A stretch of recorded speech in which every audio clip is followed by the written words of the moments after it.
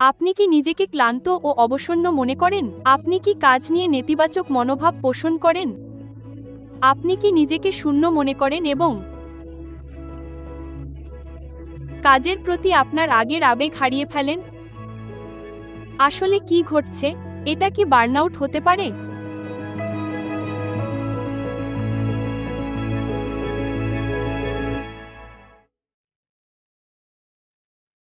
Burnout হলো এমন একটি অবস্থা যখন কেউ খুব ভালো কাজ করার পর হঠাৎ এমন এক পর্যায়ে পৌঁছায় যেখানে সে আর কাজটি পছন্দ করে না অথবা কাজটি করার মতো শক্তি তার থাকে না।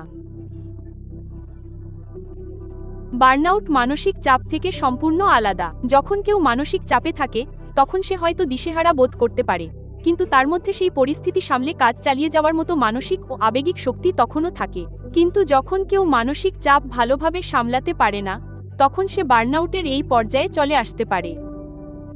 আর এই বার্নআউট থেকে বেরিয়ে আসতে অনেক সময় লাগে এবং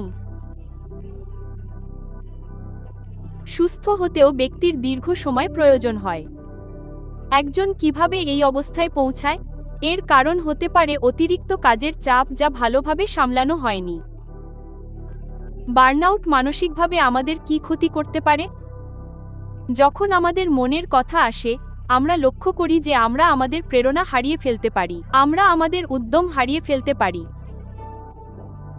যদিও সেটাই আমাদের জীবনের মূল উদ্দেশ্য, আমরা হঠাৎ করেই সেই কাজটিকে অত্যন্ত কঠিন এবং নিজেদেরকে খুব অযোগ্য বলে মনে করতে শুরু করি। আর তাই আমরা চমৎকারভাবে কাজ করার প্রেরণা হারিয়ে ফেলি। এর বাইরে, আমরা নিজেদের এবং অন্যদের সম্পর্কেও নেতিবাচকভাবে ভাবতে পারি। এটি মানুষকে তাদের সহকর্মী, পরিবার, এমনকি কাজ থেকেও বিচ্ছিন্ন করে দিতে পারে। আর এটাই হলো বার্নআউটের পরিণতি। একজন ব্যক্তি মানসিক এবং আবেগগত উভয় ধরনের ক্লান্তি অনুভব করতে পারে এবং শুধু নিজের জগতে থাকতে চাইতে পারে। মানসিকভাবে, কেউ যদি আগে খুব ভালো কাজও করে থাকে, তবুও তার অবনতি দেখা যেতে শুরু করে এবং মানুষ আগের মতো দ্রুত কাজ করতে পারে না। এগুলো হলো মানসিক কিছু লক্ষণ। যখন আমাদের শারীরিক অবস্থার কথা আসে, আমরা লক্ষ্য করতে পারি যে আমরা দীর্ঘস্থায়ী ক্লান্তিতে ভুগছি, আমাদের শরীরে ব্যথা হতে পারে, আমরা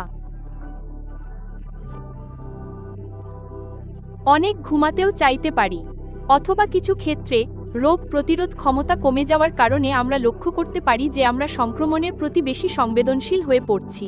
আর এগুলো হলো বার্নআউটের শারীরিক পরিণতি। তাহলে বার্নআউটের জন্য আমরা কি করতে পারি? এখানে 3টি সহজ উপায় রয়েছে যা সাহায্য করতে পারে। প্রথমত, এটা বুঝতে হবে যে ঈশ্বর যত্ন নেন।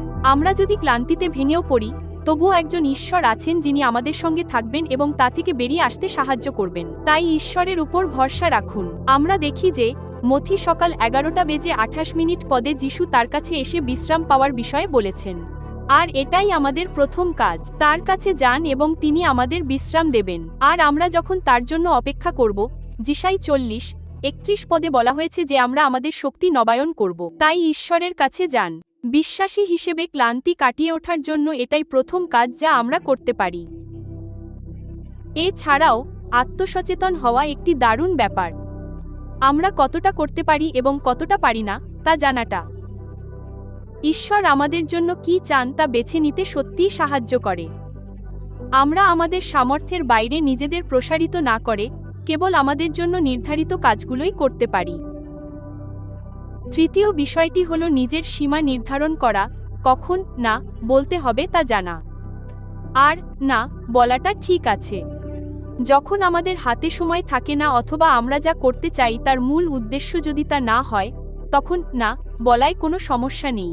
আর তাই এখানে 3টি খুব সহজ এবং বাস্তবসম্মত উপায় রয়েছে যা আমরা বিবেচনা করতে পারি। তবে এই কথাগুলো বলার পাশাপাশি আমরা এটাও বলতে চাই যে যদি কেউ বার্নআউটে ভোগেন, তাহলে সাহায্য নেওয়াটা জরুরি। আমরা বার্নআউট থেকে সেরে উঠতে পারি।